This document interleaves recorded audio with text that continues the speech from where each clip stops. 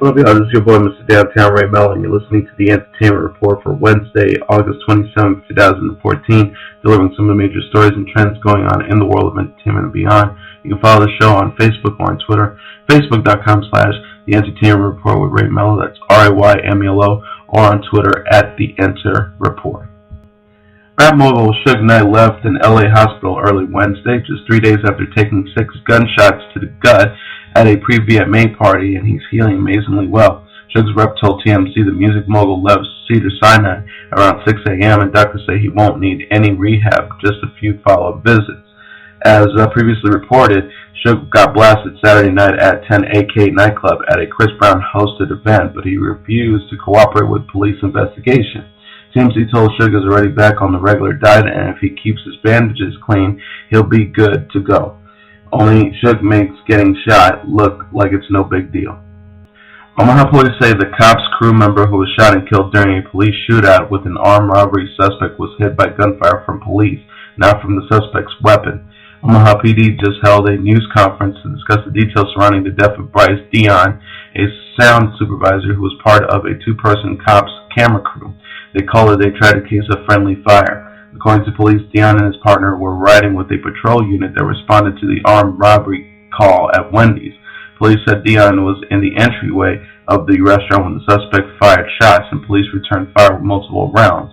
Investigators say Dion was caught in the crossfire, hit by a bullet or bullets from a police weapon. They say Dion was wearing an armed vest, but the bullet went through the armhole of the vest. Omaha PD was also adamant the officers were not showing off for the cameras when they opened fire on the suspect, who also died from gunshot wounds. Police say the suspect was firing airsoft pellet guns, something the responding officers didn't know at the time. Cops creator John Lennon was at the news conference and said other crew members who've been taping in Omaha for 2 months are getting counseling. Police released still images from the cops' camera footage. Rapper Joe Budden, who is accused of brutalizing his girlfriend, surrendered to NYPD Wednesday morning, but arrogantly predicted he'll soon be out of the streets partying with strippers. Budden turned himself in to the NYPD's 34th precinct, where he was charged with robbery and grand larceny for allegedly taking his girlfriend's cell phone during a violent assault. While he was still in custody, Budden tweeted, "I'll be out in time for the strip club later." As TMZ reported, sources say Budden became enraged when he saw pictures of his girlfriend with other men. He allegedly dragged her out of a New York City restaurant and drove her to his home in New Jersey, where she told cops he beat the crap out of her. New Jersey police are still investigating the alleged assault, so Budden might not want to brag about his freedom just yet.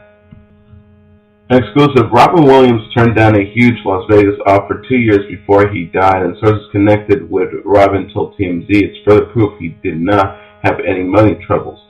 TMZ had obtained an AEG live document to Robin, offering him $600,000 to headline 2 shows at the Coliseum at Caesar's Palace. TMZ told Robin's people turned the offer down. He was shooting The Crazy Ones at the time. Robin's people, who have maintained all along money was not a factor in his suicide, told TMZ if he was really cash-strapped, he would have done something moonlighting in Vegas to rake in some dough. Under the proposal, ticket sales would range from $75 to $150. The Vicious Brother occurred during the reunion of Love and Hip Hop Atlanta, has triggered a lawsuit which now alleges that one of the stars was smoking crack cocaine at the reunion show. Althea Eaton has filed suit against Joseline Hernandez, who is caught on tape punching Althea in the face and dragging her to the ground, then hitting and scratching her for good measure. In the suit, Althea claims eyewitnesses allegedly observed Joseline smoking crack cocaine out of a pipe backstage during the show. Althea believes Joseline was high as a kite when she attacked. Althea is not suing the show or the network, which means one of 2 things. 1, producers didn't orchestrate the fight. 2, they did, but she needs the job. Rapper Young Jeezy didn't just have any old weapon when he was busted Sunday. He was armed with a military-style AK-47, according to court documents. TMZ told Jeezy is one of 6 people who have been charged with possessing the assault rifle, a felony charge. All of the suspects were on the rapper's tour bus when cops found the weapon, and sources told TMZ they all got charged because no one coped to owning it. TMZ broke the story. Cops searched the bus while investigating the deadly shooting at the Wiz Khalifa concert and Jeezy concert last Friday. Some of Jeezy's entourage members already convicted felons, so they got 2 additional charges. Sons of Guns cast member Will Hayden has been arrested again. This time cops are adding a charge of child rape in the molestation case he's already facing, according to TMZ. They broke the news when the Son of Guns cast member was busted 2 weeks ago in Louisiana for allegedly molesting his 12-year-old daughter. Hayden was released after posting bail, but TMZ learned he was picked up again on Wednesday. Law enforcement sources told TMZ the investigation led the East Baton Rouge Sheriff's Department to tack on a charge of aggravated rape on a child. An arrest warrant was issued today, and cops aided by U.S. Marshals nabbed Hayden in Livingston, Louisiana. Hayden told TMZ after the initial arrest that his ex-girlfriend and mother of the child was making false allegations to get back at him for ending their relationship. However, TMZ has obtained arrest documents in Hayden's case, and Hayden's daughter is now backing up the allegations. She told investigators Hayden took her virginity in March 2013 when she was 11 years old. She says she was orally and vaginally raped almost daily, but did not report it because he threatened her physically. According to the documents, the victims say Hayden told her, "Don't tell him nothing because I'm all you've got."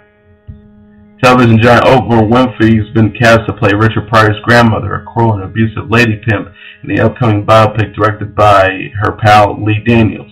Pryor's widow, Jennifer, told TMZ Oprah got a hold of the script and was desperate to play Marie Carter, the woman who raised Pryor in her brothel in Peoria, Illinois, and who was known to beat him. As TMZ said yesterday, Mike Epps scored the Pryor role. TMZ told Oprah really wanted to play Grandma Carter because she's anxious to show her gritty side after her Butler performance. Chelsea Handler truly went out with a bang. In addition to the sheer awesomeness of her epic curtain closing musical number, which brought a dozen of Hollywood A-listers to sing farewell to the comedian, the series ender of Chelesa Lately just scored a hair of over 1 million total viewers. That number is good enough to be the E's show's most watched episode in 2.5 years. And the advertisers saw 18 to 49 demographic Lately scored 489,000 viewers, the most by that metric in a year. Socially speaking, the live finale ranked 5th Tuesday on the ad-support cable chart, excluding sports, accounting for 29,500 tweets. 61 Hollywood stars, including Jennifer Aniston, Sandra Bullock, and many others, joined Handler on stage to sing "Roll Yourself a Joint and Have a Drink" to the tune of "We Are the World." Early in the show, Handler showered naked one final time with Ellen DeGeneres. Handler is taking her comedy to Netflix via a new talk show and 5 comedy specials. There is currently no replacement announced for her E time slot. Katie Couric is prone to low blows, according to the new sorority, an upcoming book from Sheila Weiler that follows the career ascension of Couric, Diane Sawyer, and Christine Amanpour. However, an individual close to Couric disputes the claims against the newswoman. In one instance in Weiler's book, from experts published by the Daily Beast, Couric had once quipped that Sawyer had performed oral sex to further her career. When Couric learned Sawyer bagged an interview with a 57-year-old woman who gave birth to twins, Couric allegedly said of Sawyer, "I wonder who she blew this time to get it." Couric declined to comment for the story. An individual close to Couric, though, disputes the reports and dismissed the book. The individual told the Wrap, "It's sad that the author and her public relations team continue to rely on anti-feminist caricatures, misrepresentations, and falsehood in their desperate efforts to drum up interest in this book."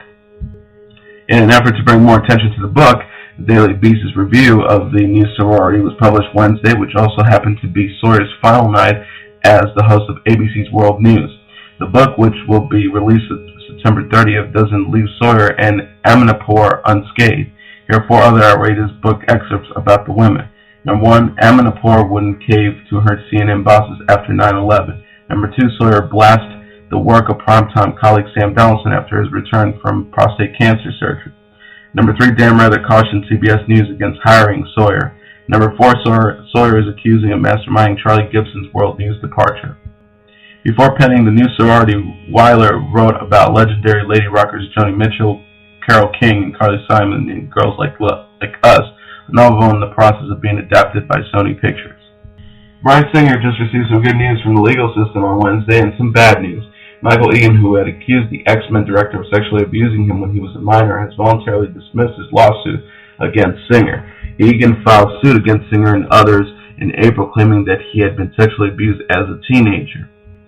U.S. District Judge Susan Oki Mulway granted Egan's motion for voluntary dismissal in U.S. District Court in Hawaii on Wednesday.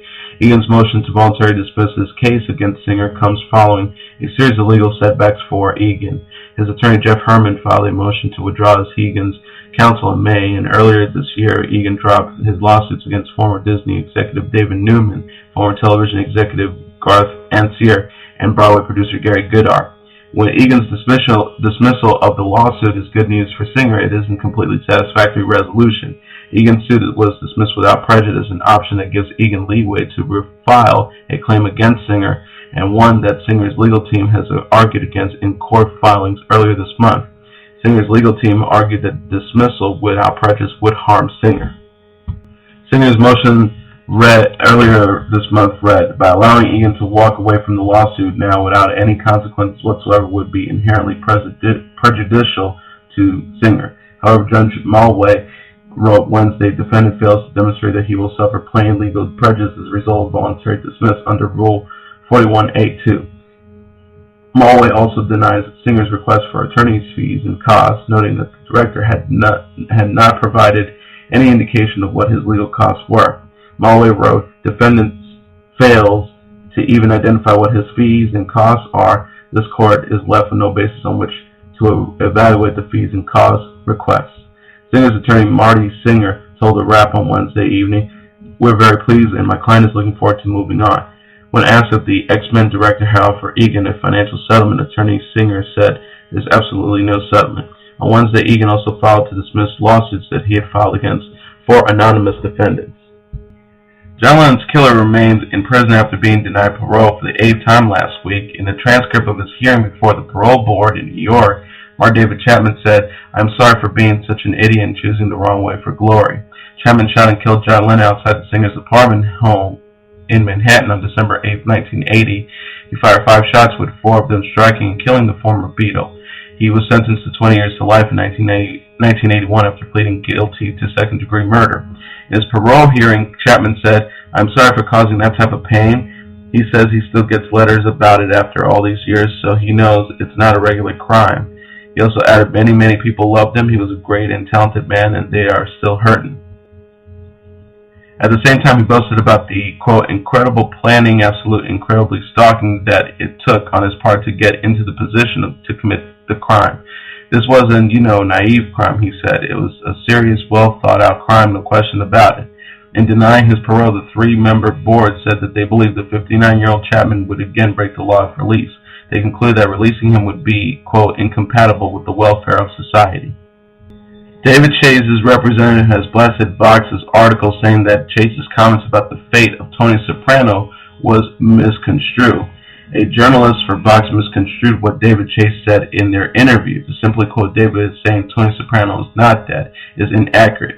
There is a much larger context for that statement, and as such, it is not true, Chase representative Leslie Dart said in a statement Wednesday. Previously, show creator David Chase supposedly finally revealed that main character Tony Soprano lived through the controversial and intentionally open-ended 2007 Sopranos series finale, according to a lengthy piece published Wednesday on Vox. Chase begrudgingly revealed the truth over coffee several years into his professional relationship with site writer Martha P. Nachsheiman.